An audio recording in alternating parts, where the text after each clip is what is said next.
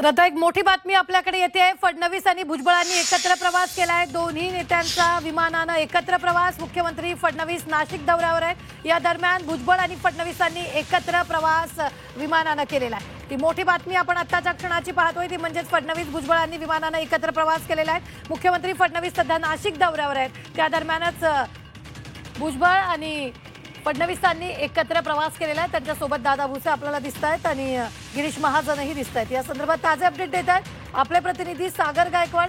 सागर, फडणवीस आणि भुजबळांनी विमानाने एकत्र प्रवास केलेला आहे। नक्कीच छगन भुजबळ असतील, दादा भुसे असतील आणि गिरीश महाजन हे तिघं देखील एकाच विमानात आल्याचं आपल्याला पाहायला मिळतंय। ओबीसीची उपसमितीची बैठक झाल्यानंतर उपमुख्यमंत्री असतील, त्यानंतर मुख्यमंत्री देवेंद्र फडणवीस असतील आणि छगन भुजबळ असतील यांनी एकाच विमानातून नाशिकच्या दिशेने प्रवास केला। आता आज नाशिकमध्ये इलेक्ट्रिक टेस्टिंग लॅबचं उद्घाटन आहे आणि याच उद्घाटनाच्या प्रसंगी हे सगळेच नेते एकत्र आल्याचं आपल्याला पाहायला मिळतंय।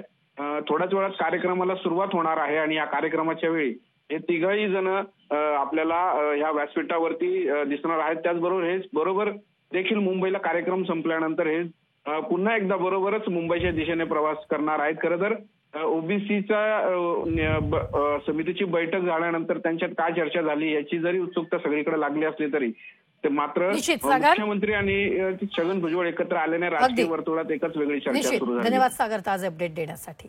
आपण पाहतोय फडणवीस आणि भुजबळांनी एकत्र प्रवास केलेला आहे।